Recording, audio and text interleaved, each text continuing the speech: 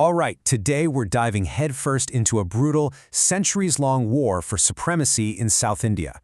And this isn't just a story about battles. It's a saga of ambition, revenge, and empires literally rising from the ashes.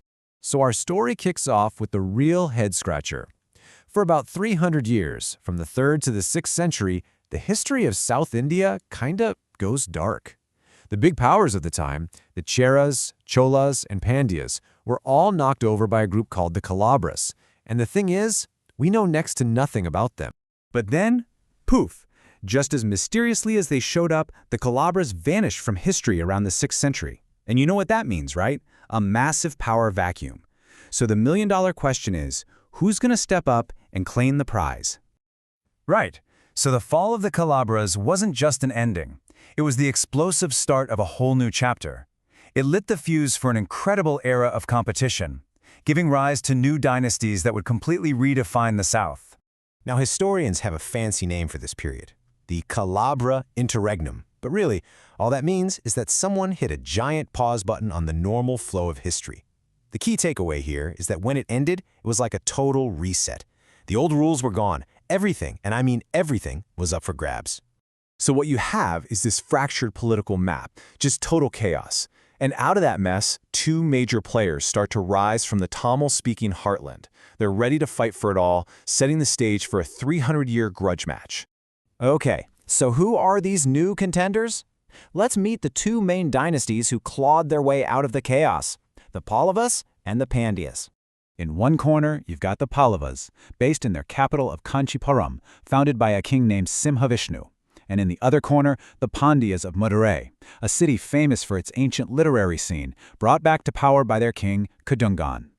But here's the kicker, the one thing that connects them from the very start. Both of their founding kings got their big break by crushing the exact same enemy, those mysterious Kalabras. Now the Pallavas, they were something else. Their kings were these incredible, larger-than-life characters. We're not just talking about tough guys on the battlefield. No, these were Renaissance men. You know, they were patrons of the arts, massive builders, deep thinkers. And yeah, some of them had some really quirky personalities. I mean, just check out the nicknames for one of their greatest kings, Mahendravarman I. He was called Tiger Among Painters, how cool is that, and Curious-Minded. But he was also known as the Temple Builder and, get this, Addicted to Pleasures. It paints his picture of a really complex, fascinating guy. This dynasty, they definitely had stuff. Okay, but here's where it gets really complicated. This wasn't just a simple, one-on-one fight. The struggle for the South quickly turned into a full-blown, three-way Game of Thrones. See, just north of the Pallavas, you had another powerhouse, the Chalukyas of Vatapi. So the Pandyas, being pretty clever, looked at the map and thought, the enemy of my enemy is my friend. They teamed up with the Chalukyas. The plan? It was pretty simple, actually. Create a pincer move and squeeze the Pallavas right out of existence. And that alliance kicked off this brutal back and forth, a cycle of pure vengeance.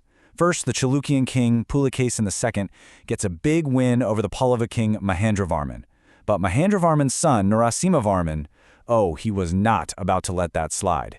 He builds up his army, marches north, and in 642 CE, he gets the ultimate revenge. He doesn't just win the battle, he kills Pulakeshin and then sacks the Chalukyan capital of Vatapi. And to make sure absolutely everyone got the message, Narasimhavarman took on a new title, Vatapi Khanda. It literally means the conqueror of Vatapi. Talk about a statement piece. So what were the Pandyas up to during all this? Well, they were playing it smart. While the Pallavas were totally bogged down fighting the Chalukyas up north, the Pandyan king, Maravarman Rajasimha I, was hitting them again and again from the south. He got so good at it that he earned himself a terrifying nickname, Pallava Bhanjana, the breaker of the Pallavas. So after 300 years of non-stop war, these empires seemed unstoppable. What could possibly bring them to their knees? Well, the fatal blow didn't come from an outside enemy. The call was coming from inside the house.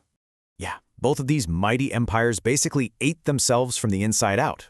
It's a classic story. A king dies, and his sons immediately start a brutal fight for the throne. For the Pallavas, all that infighting made them an easy target for the next big power on the block, the Cholas. And for the Pandyas, well, a civil war between two brothers left the door wide open for disaster. 1311. Burn that year into your memory. It's the year everything changed for the South.